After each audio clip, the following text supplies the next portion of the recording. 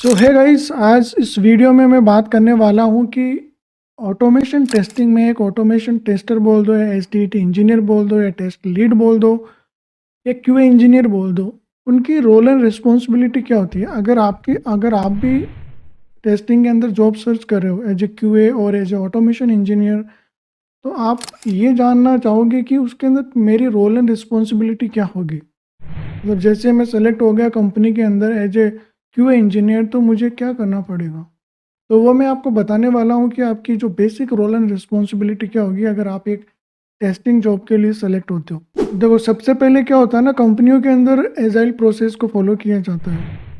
हर company या most of the company में 2 weeks का स्प्रिंट होता है। मतलब आपको 2 वीक दिए जाते हैं, उस 2 वीक के अंदर आपको टेस्टिंग भी करनी है, डेवलपमेंट भी करना है, और जो माइनर रिलीजेस होते हैं वो भी करने होते हैं।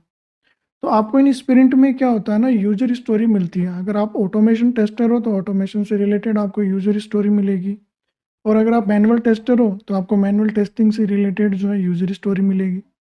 अब उस स्टोरी को क्या करना है ना, समझना है। अगर आपको समझ में नहीं आता है तो आपको बीए को मेल डाल के पूछना है कि ये वाला सिनेरियो क्या है, इसको मुझे समझना है। तो उसके लिए हम मीटिंग करते हैं, मीटिंग में समझते हैं, धीरे धीरे क्या करते हैं ना, उन चीज़ों को हम ऑटोमेट करते हैं। अगर आप ऑटोमेशन में हो तो आपको उसको फ्रेमवर्क में टेस्ट स्क्रिप्ट लिखनी पड़ती है, सिनेरियो डिज़ाइन करने पड़ते हैं, और प्रोग्रामिंग लैंग्वेज का यूज़ करके आप जो है उसको जावा कोड लिखना पड़ता है, या जो भी प्रोग्रामिंग लैंग्वेज में आप ऑटोमेशन डेवलप कर रहे हो लिखना पड़ता है। मैनुअल टेस्टर को क्या करना पड़ता है, वो यूजर स्टोरी के लिए टेस्ट केस लिखना पड़ता है, कि वो जो यूजर स्टोरी होती है वो अभी डेवलपमेंट फेज में है। ठीक है।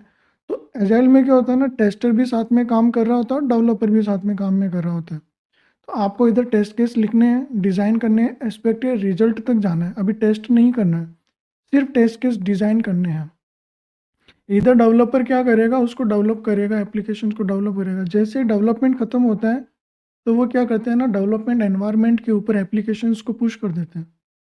तब क्या करते हैं ना, आपका टेस्टिंग लाइफ साइकिल स्टार्ट होता है। तो जो टेस्ट केस आपने लिखे हैं, उन्हीं टेस्ट केसेस को क्या करना है, आपको एनवायरनमेंट में एग्जीक्यूट करना है, और जो आपके एक्सपेक्टेड रिजल्ट आते हैं उसको एक्चुअल रिजल्ट के साथ में मैच करना है। अगर मैच नहीं होते हैं, हम क्या करते हैं ना, डिफेक्ट लॉग करते हैं। डिफेक्ट मतलब बग, एरर, या एप्लीकेशन जो है वो काम नहीं कर रही है, जो भी आप बोल सकते हो। जनरली हम डिफेक्ट के नाम से ही बोलते हैं। अब उसके लिए हमारे पास टूल होते हैं, तो जीरा यूज़ करते हैं। जीरा जो भी आपका डिफेक्ट मैनेजमेंट टूल है, उसके अंदर आपको एक डिफेक्ट रेज करनी होती है और उस डेवलपर को आपको असाइन करना होता है। वो उसके ऊपर काम करता है, वो फिक्स करता है, और फिर से आपको उसको टेस्ट करना होता है। तो ये मैनुअल टेस्टिंग में होता है इतना प्रोसेस। ऑटोमेशन टेस्टर क्या करता है ना, ऑटोमेशन सूट को रन करता है। जो जो टेस्ट केस उसने लिखे हैं वो उनको एग्जीक्यूट करता है, जो भी ऑटोमेशन टेस्टिंग में है। अगर वो ऑटोमेशन स्क्रिप्ट फेल हो जाती है तो उसको चेक करना होता है कि ये फेल हुई है एप्लीकेशंस की वजह से फेल हो रही है, या फिर आपकी ऑटोमेशन स्क्रिप्ट में जो लोकेटर आपने लिखे हैं वो गलत है। तो वो आपको डिबग करना पड़ता है, तो डिबगिंग टेक्निक्स का यूज़ करता है। अगर एप्लीकेशन इशू है तो सेम प्रोसेस करता है, डिफेक्ट रेज करता है और उसमें लॉक करता है।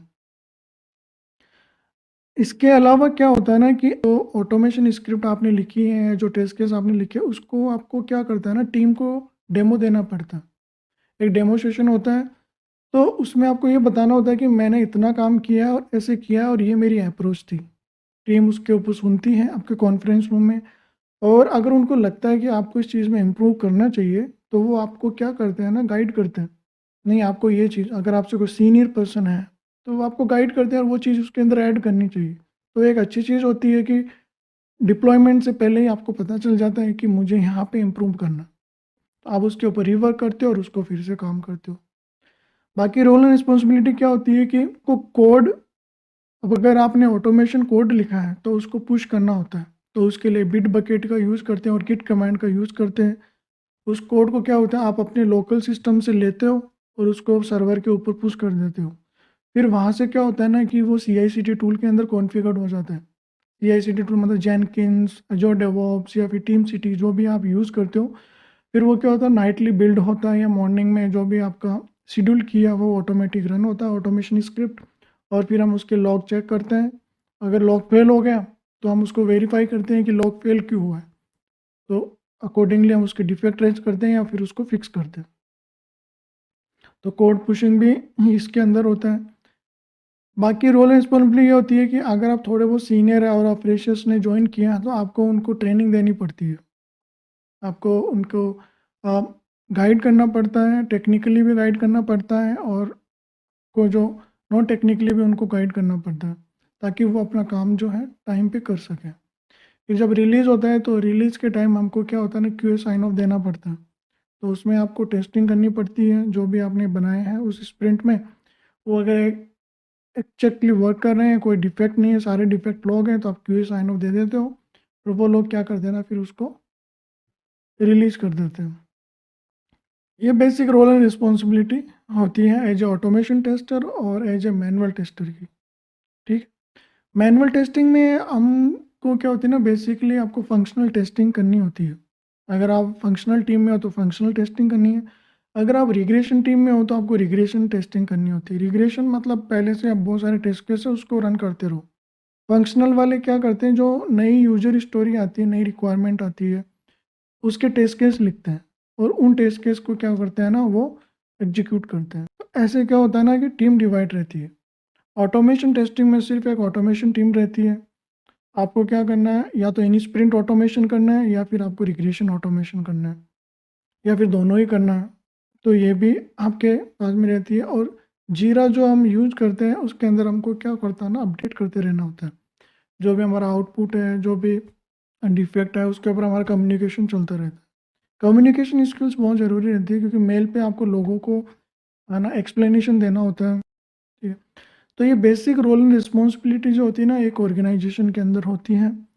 तो मैनुअल टेस्टिंग में आपकी यही रहती है। इन स्प्रिंट ऑटोमेशन भी चलता रहता है और 2 वीक्स का स्प्रिंट जो होता है उसके अंदर आपको टेस्टिंग करनी होती है। चलिए, तो आज के इस वीडियो में मैं इतना ही। आई थिंक आपको समझ में आ गया होगा कि अगर अगर आपकी जॉब लगती है as a QA engineer, automation engineer, तो उसमें आपकी क्या रोल एंड रिस्पॉन्सिबिलिटी रहेंगी। तो ये बेसिक बेसिक मैंने बता दिया, इससे आप आइडिया लगा के जो है तैयारी कर सकते हो। Thank you.